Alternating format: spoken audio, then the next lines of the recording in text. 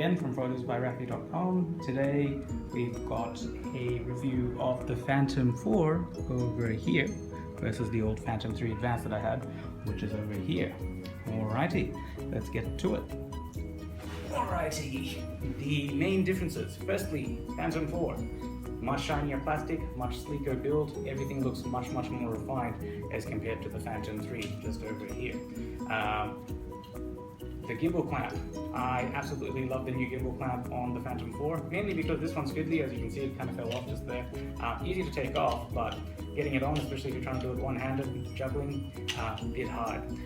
One of the other things that I've never liked about this is this jiggly platform, which was meant to take away some of the vibrations from the image. DJI seemed to have figured out how to do that without that platform, so this is a much more stable camera.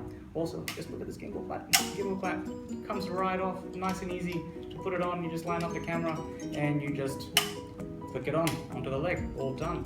Much simpler and less fiddly than this.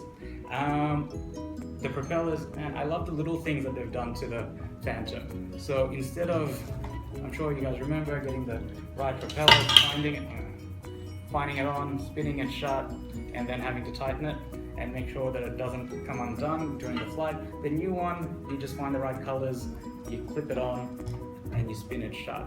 Much simpler.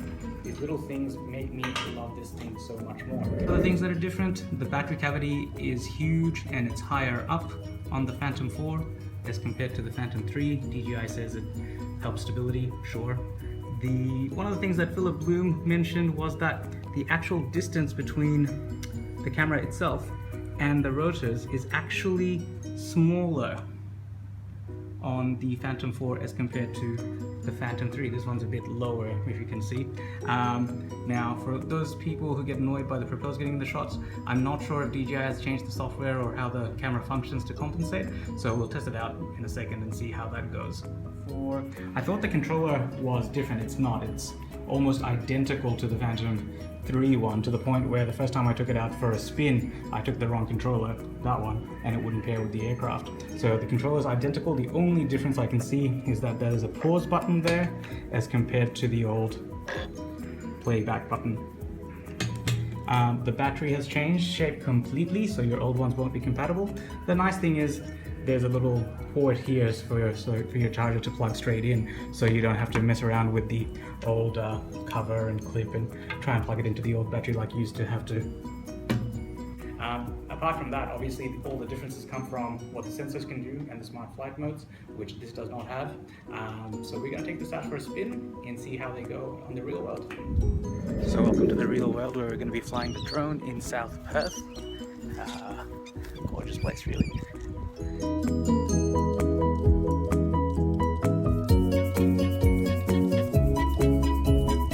This looks like a good place as any.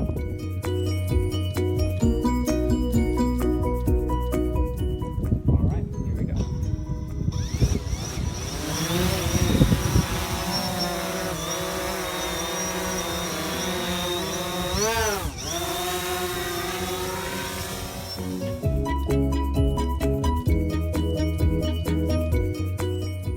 So this is the drone flying at full speed. Notice how the propellers don't come into the view at all, so we'll contrast this with the Phantom 3.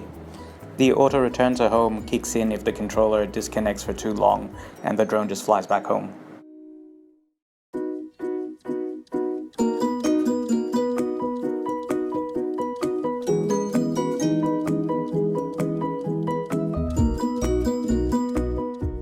After flying the Phantom 4, the Phantom 3 feels a lot more faster in the default mode.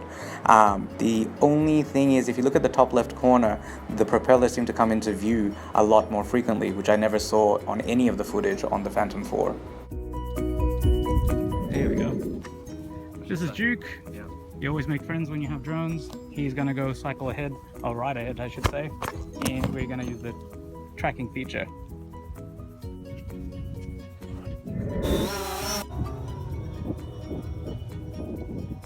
Currently doing the ActiveTrack, avoiding all the lampposts whilst tracking Duke back. ActiveTrack works remarkably well and follows the subject whilst avoiding all the obstacles, just like it says on the box. The footage is surprisingly smooth and it's just gorgeous, isn't it?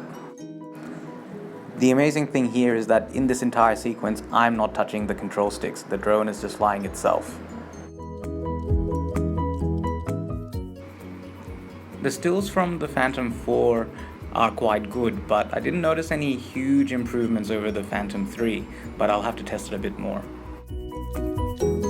Overall, I think that the Phantom 4 is definitely a worthy upgrade over the Phantom 3. The overall package is a lot more refined and sleeker, and the little things like the gimbal clamp and how the propellers come on do make it much easier to get out there and start flying. The obstacle avoidance and the smart track features are amazing. They're just great for flying autonomously and getting that perfect shot. There are a few things that I don't like about it. Number one would be the fact that it's like any other Xbox or video game system now. The moment you plug it in and turn it on, you need to actually update the firmware on both the drone and the controller before you can fly for the first time, which is annoying, especially if you're really excited like I was and want to get flying straight away. The overall design, though sleeker, is kind of getting a bit repetitive. I would love to see DJI make a smaller version of like the Inspire 1, for instance, or a nicer camera for that matter. However, I think these are all minor points. The smart track features and the active tracking and all the other smart modes do make it really easy to fly the drone and get some amazing shots. So I think by itself, for that reason, it's worth getting as an upgrade, and the obstacle avoidance always adds to it. So I think overall, I love the drone, and I definitely am glad I upgraded from the Phantom 3.